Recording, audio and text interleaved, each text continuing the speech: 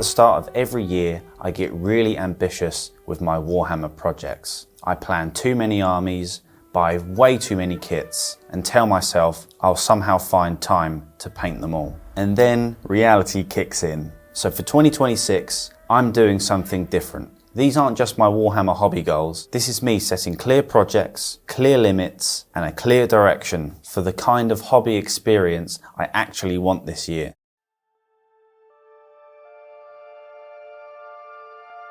The biggest lesson I've learned over the years is that motivation isn't the problem, focus is. I love too many factions, too many systems, too many ideas. And when everything is a priority, nothing really gets finished. So this year, instead of chasing novelty, instead of chasing those new releases, I'm building 2 core armies and everything else supports those projects.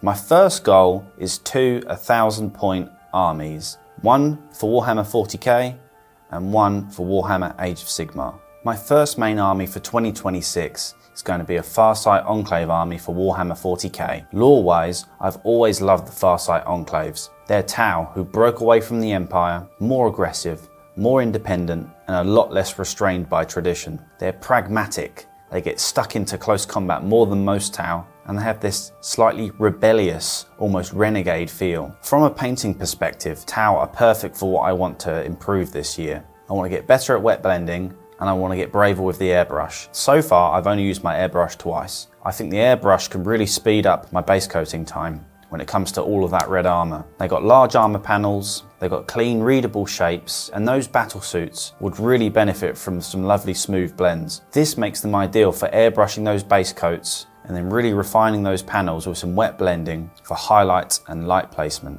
My goal isn't to rush this army. I really want to take my time. I want to create a cohesive 1,000-point army that looks unified on the table with consistent colors, lighting, and basing. This is my favorite faction in Warhammer 40k.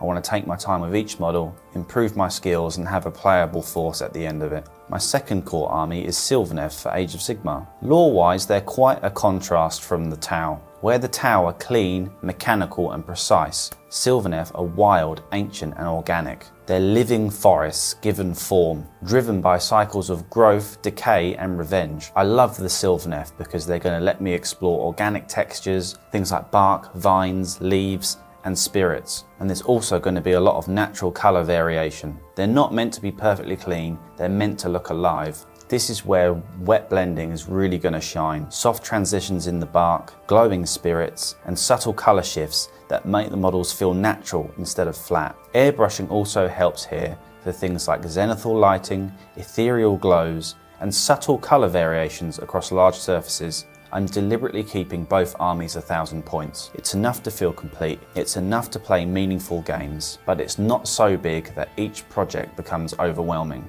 If I want to expand later, then that's great, I can, but finishing comes first.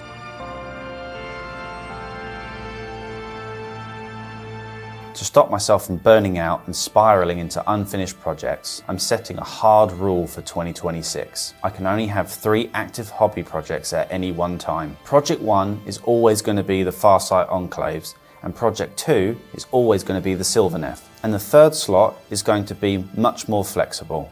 This is going to be for small things like Kill Team, Blood Bowl, Necromunda, and for single characters I want to take a little extra time on. That 3rd slot is really important. It gives me a pressure-free space to experiment, change pace, or just paint something for fun, without derailing the main goal.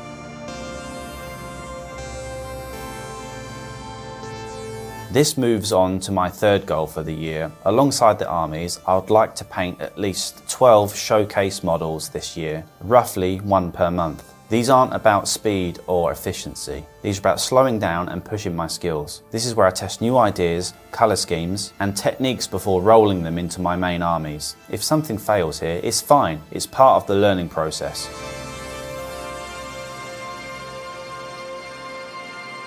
Now, I touched on this earlier, but for 2026, I'm going to focus on improving 2 core painting skills: wet blending and airbrushing. Wet blending teaches you to think about light, colour transitions, and volume. It's not just a technique, it's a way of understanding how paint behaves and how light interacts with a model. This is going to be especially useful for organic surfaces like bark or skin, cloth and capes, and subtle colour shifts without any harsh lines. Airbrushing is all about control and efficiency. It's going to let me lay down smooth base coats, create soft transitions very quickly, and establish lighting very early in the process. For armies like Tau and Sylvaneth, that's a massive advantage. Together they're going to let me paint faster and better, which is exactly what I need for my army projects.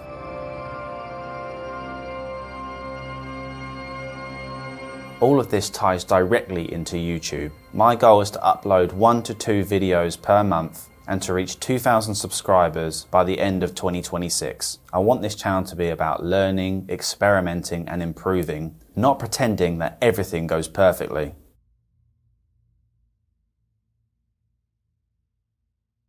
Now the final goal is the most important one. At the end of the day, this is still a hobby. Some weeks I'll make loads of progress, some weeks I won't touch a brush at all. And that's okay. If I finish the year with 2 painted armies, better skills, and a more healthy relationship with the hobby, then that's a win.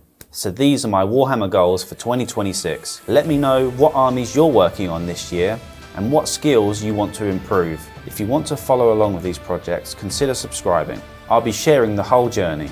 Thanks for watching, and I'll see you in the next one.